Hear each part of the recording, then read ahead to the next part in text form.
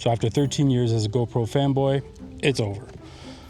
Missing audio, corrupt files, failed quick shots, and that's not even the worst of it. While the motorcycle industry moved on, I stayed loyal, and now I completely regret it. Because during my last adventure, GoPro showed its limitations, and if you stick around, I'll show you why I'll never use the GoPro again, and most likely switch to DJI.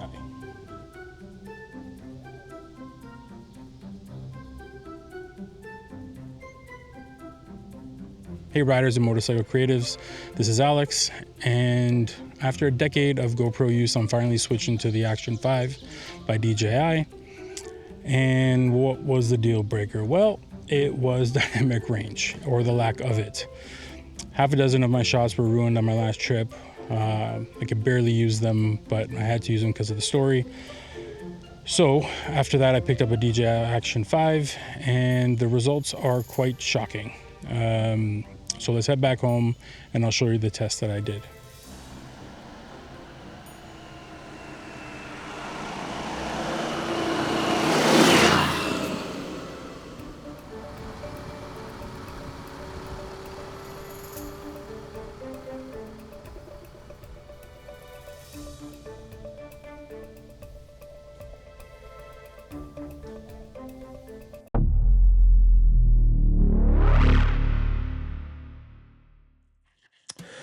So generally while riding on the open road, any action camera will work, and it did for me for many years. But now that I'm adventure riding, I find myself riding in more tree-covered sections where GoPro's small sensor has now showed me its limitations by blowing out highlights and crushing shadows.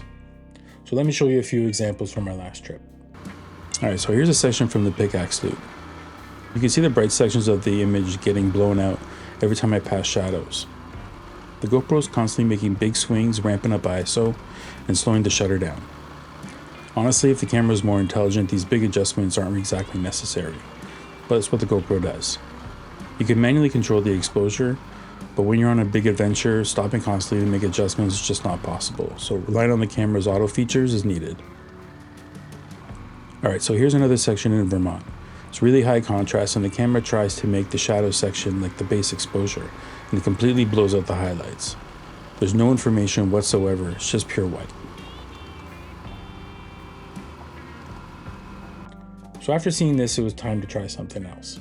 It was either going to be the DJI or the Insta360. And I knew both of them had bigger sensors and should have better dynamic range, but I chose the DJI over the Insta360 for one fact alone. The DJI has 10-bit color and the Insta360 only has 8-bit. That's just not acceptable in this day and age. So I went out and I bought the Action 5 and started running some tests against my GoPro. And not only did it have better dynamic range, but it also beat it in other areas as well. So to be fair, I set up both cameras as close as possible, but each camera has settings that are a little bit different. I used both cameras' log profile and used the manufacturer's conversion LUT. Right away in this clip, you notice the difference in shadow detail in the trees. Another thing I noticed is the resolution detail. I'm not going to crap all over GoPro on this one because the native resolution of the GoPro is 5.3K, so maybe it'll do a better job, but DJI is remarkably more detailed when it comes to 4K. It's something to note if file size is a concern. And now for the highlights. The camera is basically pointing straight at the sky now. On the GoPro side, you can't even see a single object yet, but on the DJI side, you can see the lamppost and street sign. Rolling forward, you can see that the DJI renders the power lines even, where the GoPro can't. The sharpness of DJI sensor can really be seen here. The next example is the tunnel test. This is damning for GoPro. Just look at the difference. The DJI renders the buildings in the distance, the bricks on the wall, and the shadow on the ground. GoPro's not even close in this situation. So here's a more practical test, in an environment that would be more common during an adventure. As you can see, DJI's large sensor crushes GoPro, and it's frustrating to see GoPro, the action camera pioneer, get destroyed like this. GoPro's issue is that they release essentially the same camera year after year with no real upgrades. Now they're releasing lenses, they're releasing different colors, and little things around the camera, but not actually improving the camera. This is how you fall behind. DJI is now the technology leader in drones, pocket cameras, gimbals, wireless mics, and action cameras. Unless GoPro really makes changes, it's over. They've tried drones, 360 cameras, and failed. Now they're falling behind in the action camera market, which they created.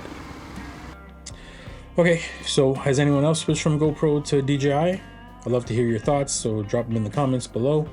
And please do subscribe and hit the bell for more content. And if you do grab an Action 5 because of this video, please use my affiliate link down below because it would really help the channel big time. And thanks for watching. We'll see you in the next one.